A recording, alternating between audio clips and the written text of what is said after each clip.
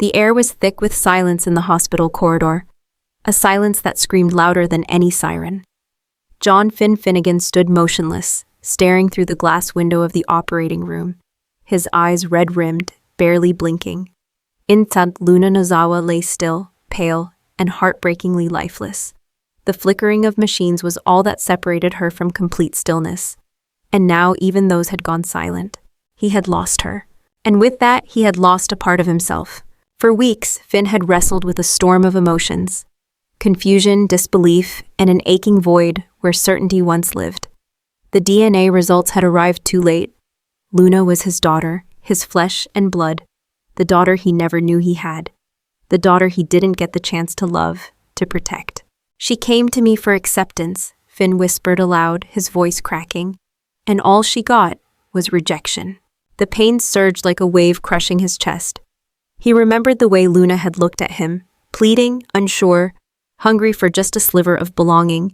He had wanted to reach out, to embrace her, to promise her everything, but Steffy had drawn a line, a hard, cold line, and he had respected it.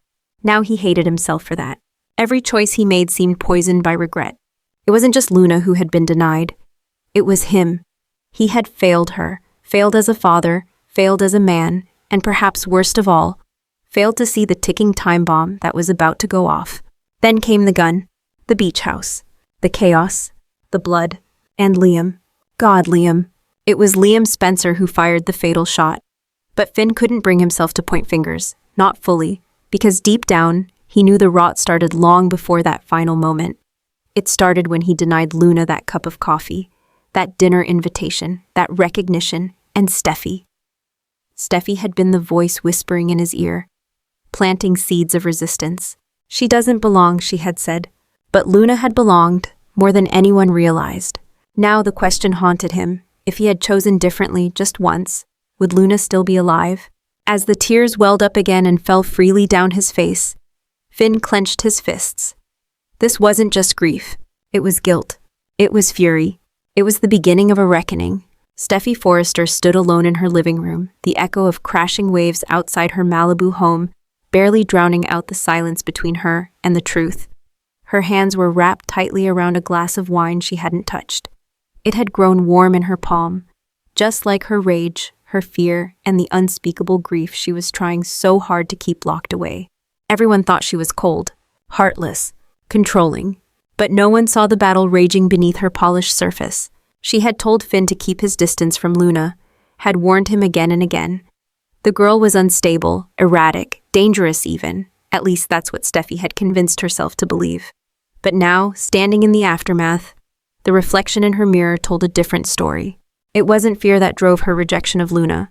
It was something much more raw. Jealousy. Not the kind born from romance or infidelity. No. This was something primal. Steffy had fought for her family, for her identity as Finn's wife, the mother of their children, the woman at the center of his world. And Luna? She had arrived with big eyes and fragile hope, threatening to disrupt all of that. Steffy had shut the door. Now she couldn't stop imagining what might have happened had she cracked it open instead. She replayed the confrontation on the beach like a cruel film loop. Luna's trembling hands, the gleam of the weapon, the desperate scream for validation. Steffy could have lied, could have said, "Yes, Finn wants to know you. He wants to be your father." A soft lie, one that might have saved a life. But the truth came sharp from her lips. "You'll never be part of his life." In that moment, Steffy hadn't just denied Luna, she had lit the match. Finn might have forgiven Liam, he might even forgive himself. But her? No. Steffy could see it in his eyes. The way he looked at her now, with sorrow, with silence, with distance.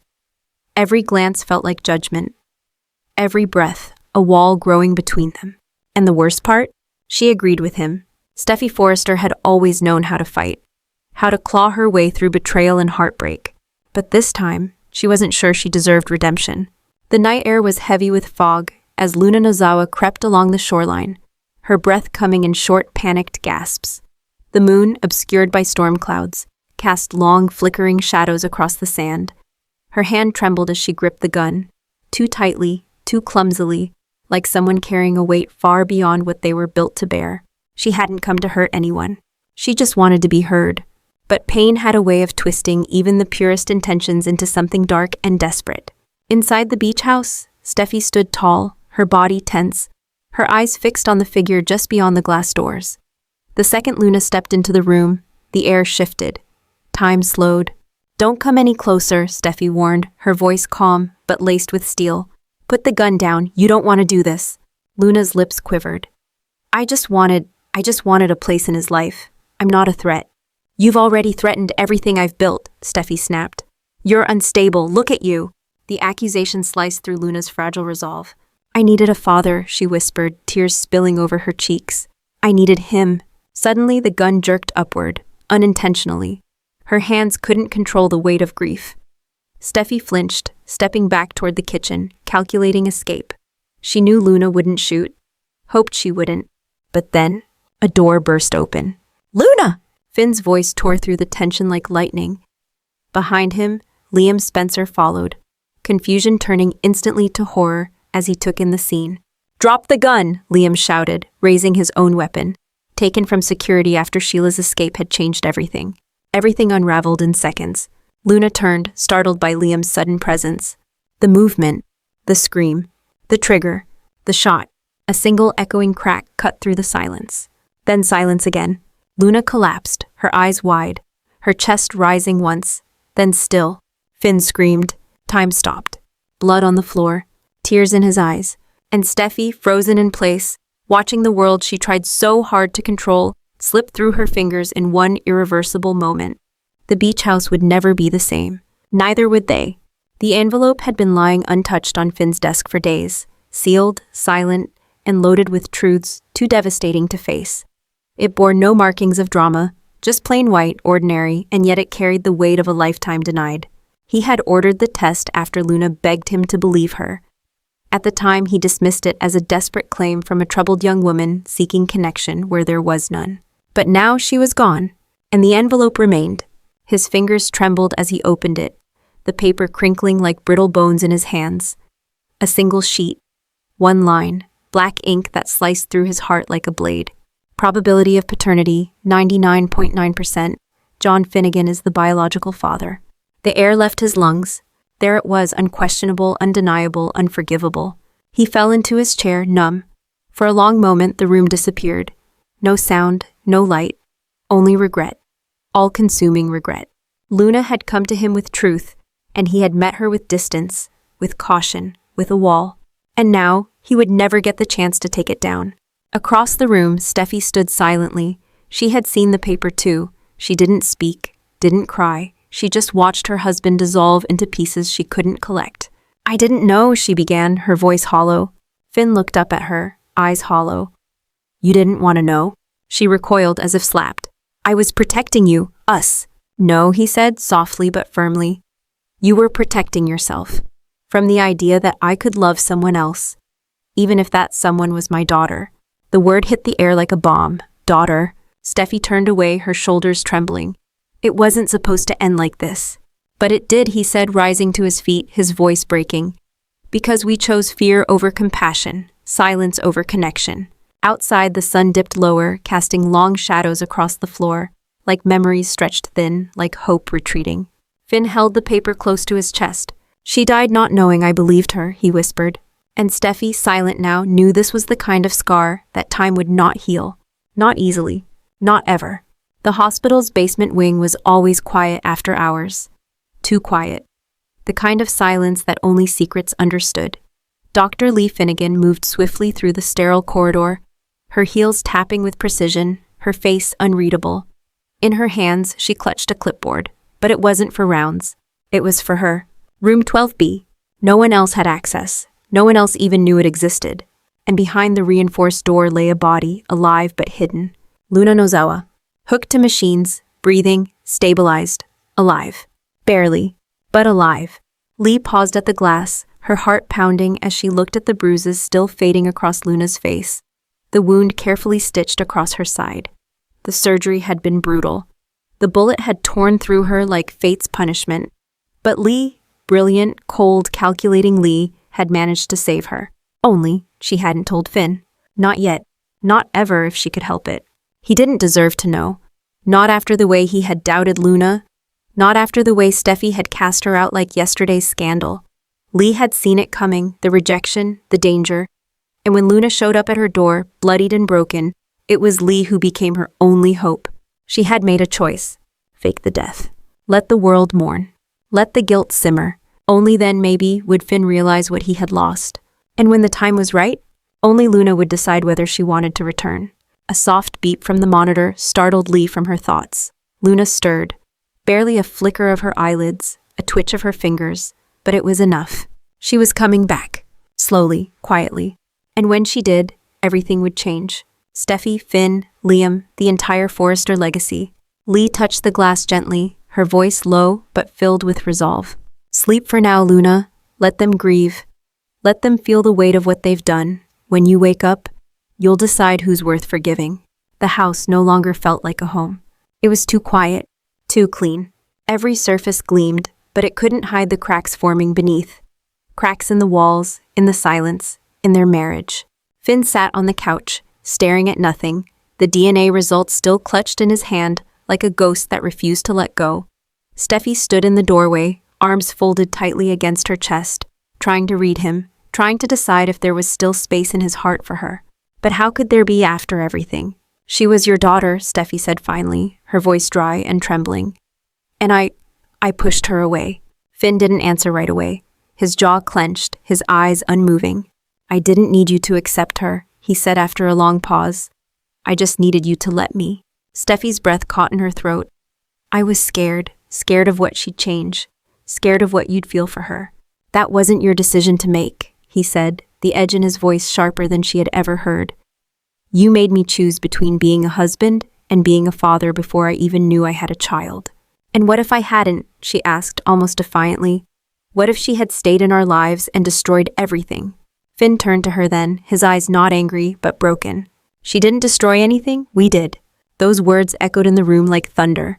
Steffi looked away, blinking back tears. So what now? I don't know, Finn admitted. I can't even look at you without hearing her voice, seeing her face, wondering what she'd say if she knew. He stood up slowly, the distance between them growing even in that small movement. I need time, Steffi, to grieve, to understand who I am without her, and who I am with you. Steffi reached for him instinctively, but her hand stopped midair. He didn't move toward her. He didn't reject her, either. Just stood there, still, in between. Not a husband, not a father, just a man in ruins. And Steffi? For the first time in a long time, she didn't know how to fix it. Finn barely slept. When he did, his dreams twisted into something eerie and vivid. Too real to ignore, too surreal to explain. Luna was there, always there, standing barefoot in the hospital corridor, her hair damp from sea mist, her voice a faint whisper cutting through the silence. Why didn't you believe me? He woke in a sweat, breathless, heart pounding, always at the same hour, 3:17 a.m. Every time. At first, he blamed the guilt. Doctors aren't strangers to loss, but this wasn't just a patient. This was his daughter, his flesh and blood, the girl he turned away, the girl he buried without truly knowing. But the dreams weren't the only thing haunting him. He heard her voice in the most unexpected places, on the wind outside the hospital, in the soft echo of a child's laugh at the beach, in the beep of a heart monitor that seemed to mimic her name. Luna? Once he swore he heard her humming, the same lullaby Lee used to hum to him as a boy. It made no sense, and yet it did. Was it grief, hallucination, or something more? Finn found himself visiting her grave every evening, leaving flowers she never got to smell, talking to a headstone that couldn't answer. But lately, he wasn't sure he was talking anymore. He was listening. One night, standing alone by the headstone, he heard it. A whisper. Not from memory. Not from his mind. Real. Close. I'm not gone. He spun around. No one. His skin prickled. His eyes scanned the trees. The breeze stilled. And then he saw it. A folded paper tucked under the bouquet he had just placed. It wasn't there moments ago. His hands shook as he opened it. No name, no signature. Just 6 chilling words. Don't trust what you've been told. The ground beneath him shifted, not literally, but emotionally. What if Luna wasn't dead? What if the ghost he felt wasn't a ghost at all, but a daughter still alive? And if that were true, who was keeping her from him? It began with a flicker on the hospital's security feed.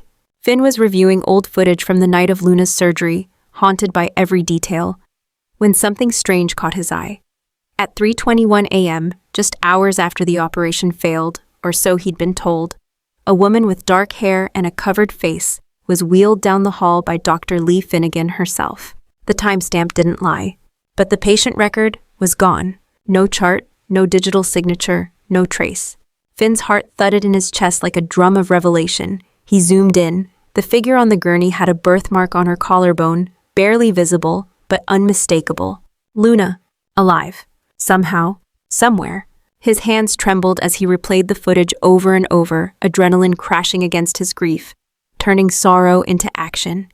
Lee had hidden something. No, someone. His daughter. Again. Meanwhile, across town, Steffy was returning home when her phone buzzed with a text from an unknown number. He deserves the truth, so do you. Meet me at the beach house, alone. No name, no context. But her instinct screamed one name, Luna. She drove fast, wind in her hair, heart in her throat. She had walked through that door once and left behind a shattered girl. Now, was fate calling her back? As she stepped onto the porch, the world stood still. The sea was eerily calm, the sky painted in fading gold. And then, a soft creak behind her. Steffy turned slowly. A silhouette stood at the edge of the deck, thin, still, watching. She couldn't speak, her breath caught. The figure stepped forward into the fading light, dark hair, familiar eyes, alive. Steffy gasped, nearly dropping her phone. Luna? But before she could step closer, the figure disappeared into the trees. Gone. Like a dream. But Steffy knew what she saw. Luna. Alive. And watching. As the dust settles, one thing becomes painfully clear. Nothing in Los Angeles is ever as it seems, especially in the lives of the Forresters and Finnegans. Let's break it down. Is Luna really alive? All signs point to yes. Between the secret hospital footage, the anonymous note left at Finn's feet, and Steffy's ghostly encounter at the beach house, it's no longer just a suspicion. It's a storm about to erupt. But if Luna is alive, the real question is, why was her death faked? Was it Lee Finnegan acting alone? Or was someone else involved, perhaps even someone more dangerous? Could this have been a scheme to protect Luna from a greater threat? Or a cold act of revenge toward Finn and Steffy? Finn versus Lee, the reckoning ahead. Once Finn confirms that his daughter is alive, and his own mother hid that from him, trust will be obliterated.